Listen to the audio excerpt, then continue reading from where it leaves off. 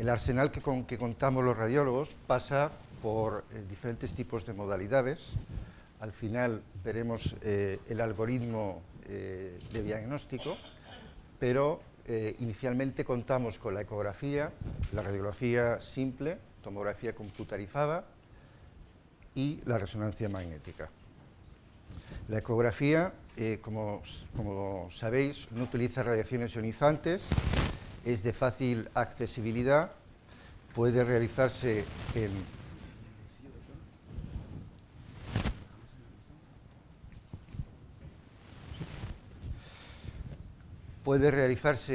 incluso en urgencias, tiene un bajo coste y tiene una sensibilidad y especificidad altas. Además permite la obtención de muestras si se precisa.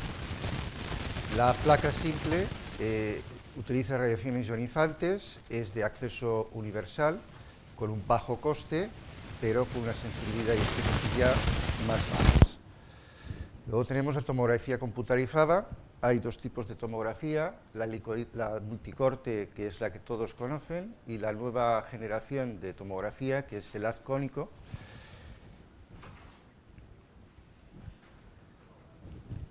La tomografía multidetector es una técnica que utiliza radiaciones ionizantes, es de fácil acceso respecto a la resonancia, un tiempo de exploración aceptablemente corto, y requiere menos tasas de sedación con respecto a la resonancia. El material de contraste que se utiliza es el contraste iodado. Esta es la tomografía computarizada de haz cónico, que respecto a la tomografía multicorte tiene la ventaja de que la dosis de radiación es muchísimo más baja. Si comparamos la radiología con la tomografía multicorte y el haz cónico, pues son aproximadamente unas 200 veces menos de exposición. Si comparamos topografías, pues vemos que de 2 milisieverts en el haz cónico pasamos a 0,8 milisieverts en la tomografía multicorte. En los senos paranasales pasamos de 0,15 a 0,46, o sea que se va a convertir en el futuro en el diagnóstico de oído y senos con respecto al TC multicorte.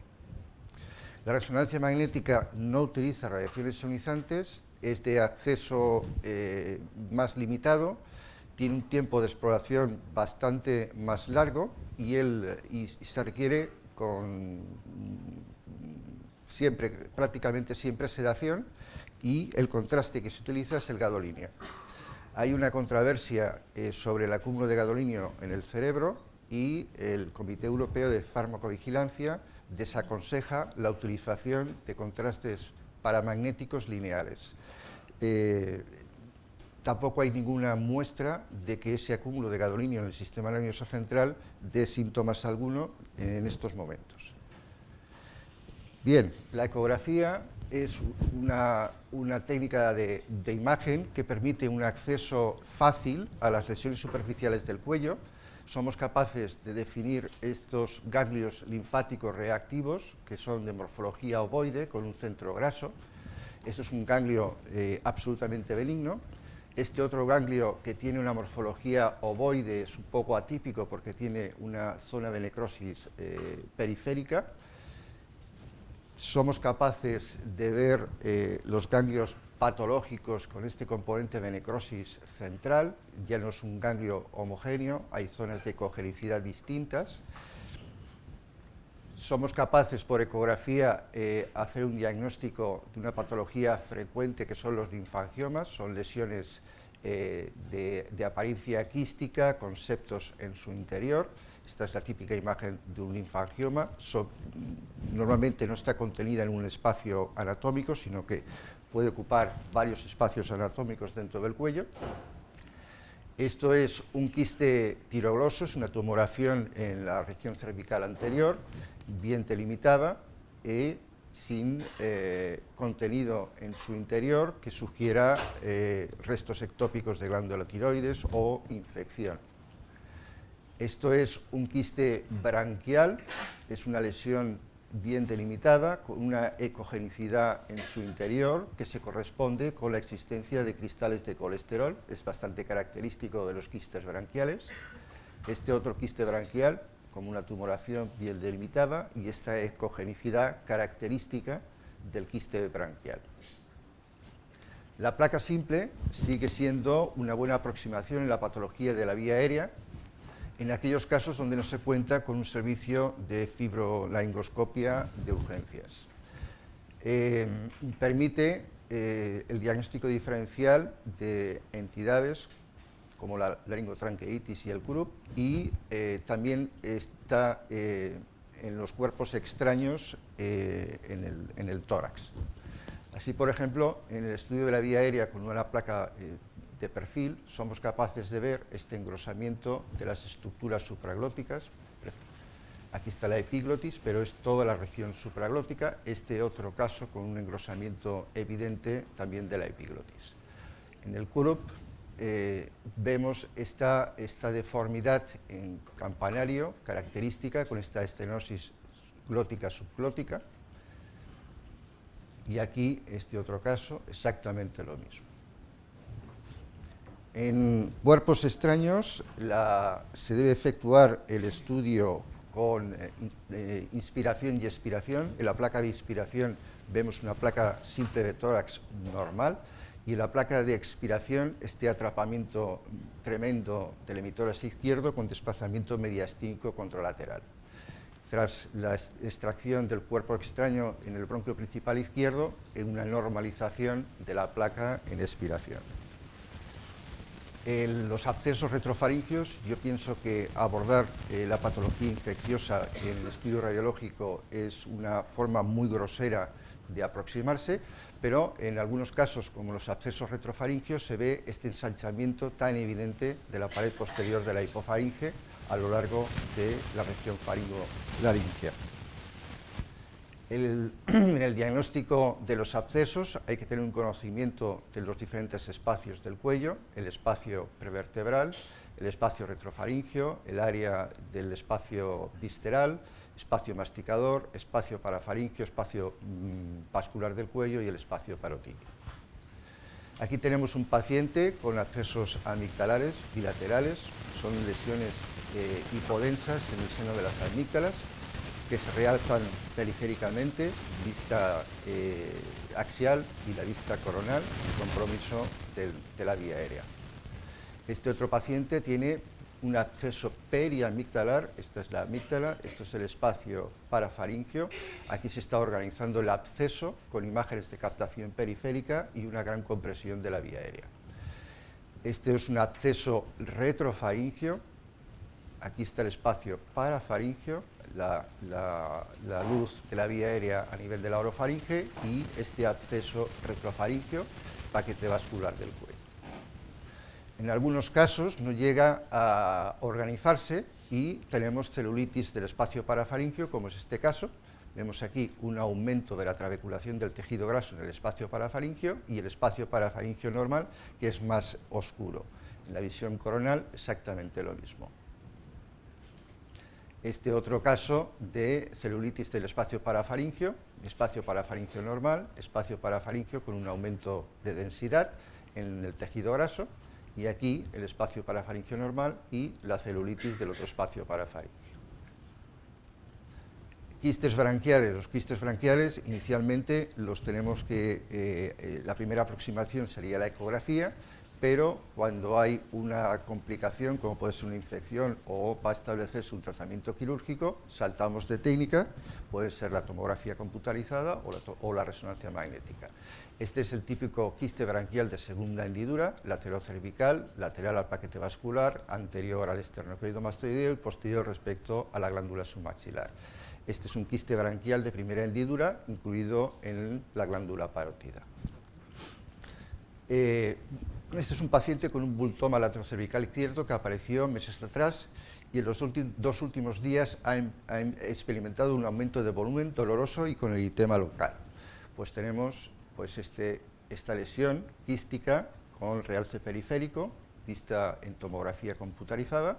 en una localización que está entre la glándula submaxilar, el paquete vascular y el esternocleidomastoideo, que es la localización característica. En la resonancia pues se vería una lesión quística con realce periférico, y en este caso había un trayecto fistuloso hacia la faringe. Esto hay que diferenciarlo de otras lesiones que pueden tener una apariencia similar. Esto es una adenopatía supurada, pero ocupa una situación anatómica distinta. Está en el triángulo cervical posterior al paquete vascular del cuello, y no debe confundirse con un quiste branquial.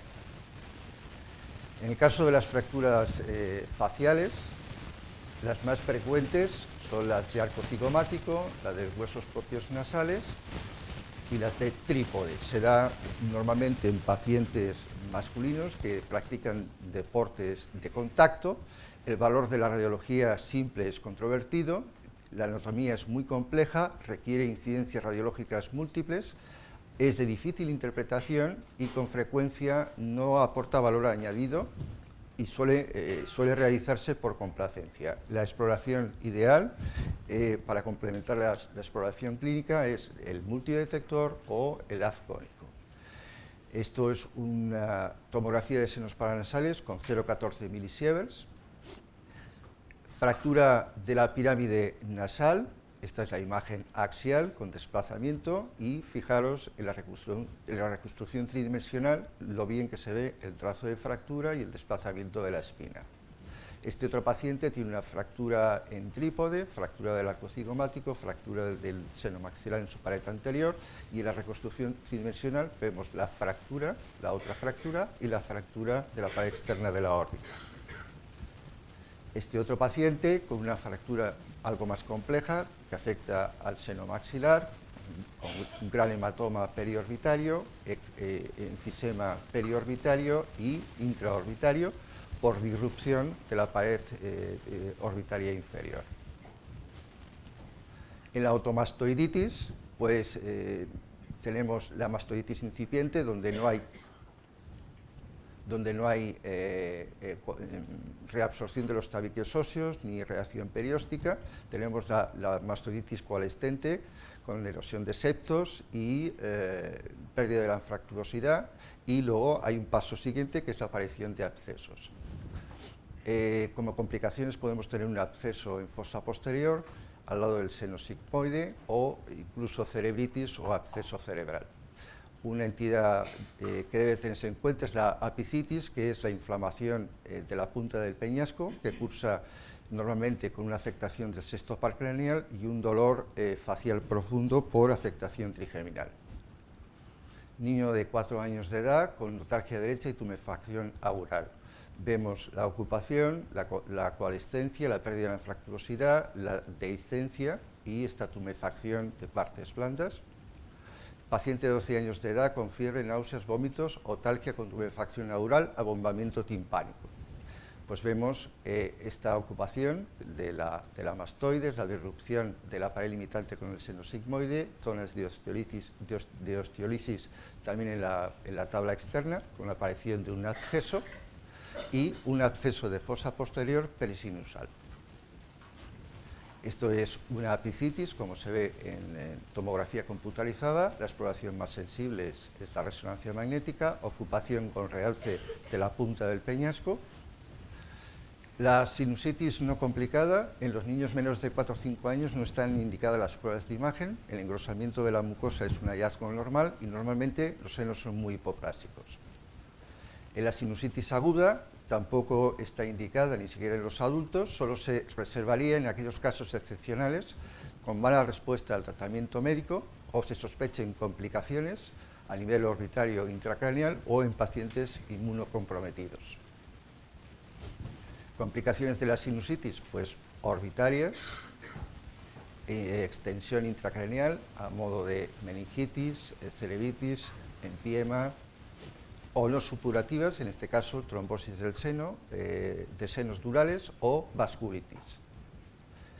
Hay que recordar un detalle anatómico, que es la existencia de un septum fibroso orbitario que divide el área preseptal del área proseptal.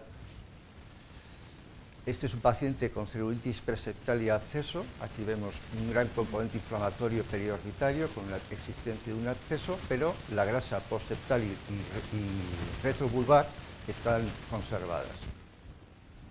Este otro paciente tenemos un absceso superióstico en el contexto de una sinusitis frontohemoidal.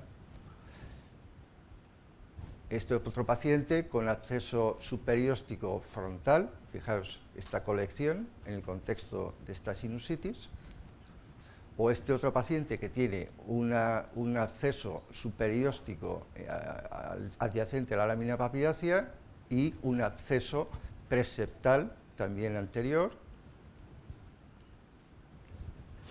Esto es un tumor turgente, ya se ven en muy pocas ocasiones. Es una osteomielitis de la tabla externa del hueso frontal en el contexto de un proceso infeccioso con aparición de un absceso superficial. Este paciente presentaba cefalea, dolor a la movilización ocular y se complicó esta sinusitis con una trombosis del seno cavernoso. Fijaros el seno cavernoso normal, repleto de material de contraste, y el seno cavernoso trombosado y la vena oftálmica superior gruesa y asimismo trombosada. Este otro paciente con cefalea intensa, fiebre y con focalidad neurológica no especificada, pues tenía un absceso en la cisura interhemisférica. O este otro, visto con resonancia magnética, realce patológico meningio y la existencia de un absceso o empiema subdural. Este otro paciente presenta cambios ya parenquimatosos, no organizados. Aquí tenemos la captación patológica leptomeningia, la existencia de un empiema subdural, y este otro ya con abscesos organizados en la región frontovasal. Es muy característico en las secuencias de difusión esta restricción de señal. Finalmente, hablar un poco de las aspergilosis. Hay unas aspergilosis invasivas y otras no invasivas. Las invasivas pueden ser agudas, crónicas o granulomatosas, y las no invasivas alérgicas o el micetoma.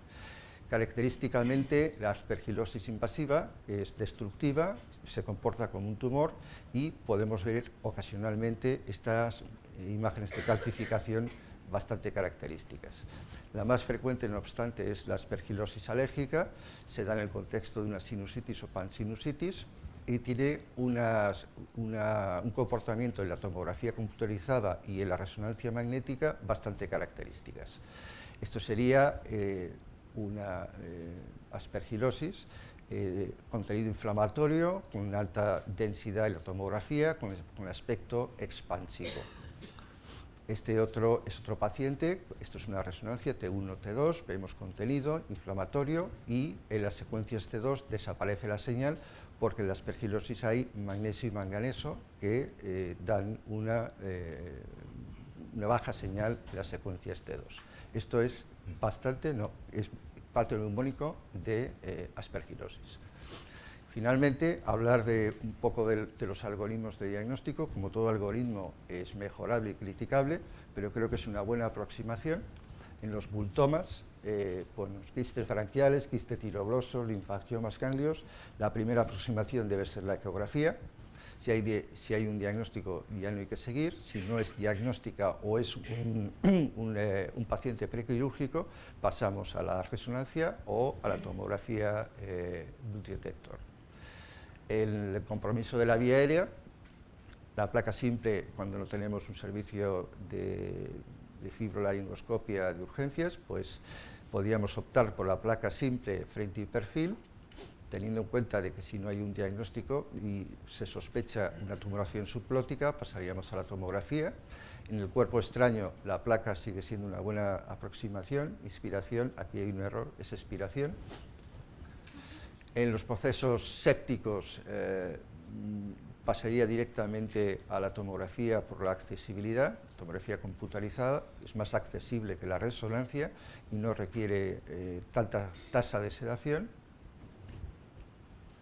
En los traumatismos faciales la radiología es muy complicada, se requieren muchas incidencias, tiene poco valor y, por el contrario, tanto la tomografía multidetector como la de haz cónico te permiten hacer las reconstrucciones tridimensionales que son de gran ayuda. En la automastoiditis, si no hay manifestaciones intracraneales, la tomografía computarizada es la primera prueba a efectuar.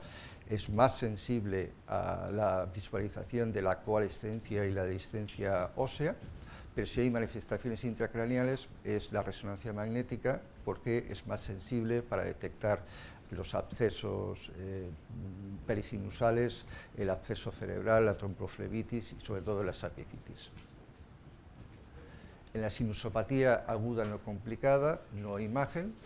En la sinusitis de repetición en pacientes inmunodeprimidos o con sospecha de complicaciones actínicas, pasaríamos a la tomografía multidetector o al haz cónico.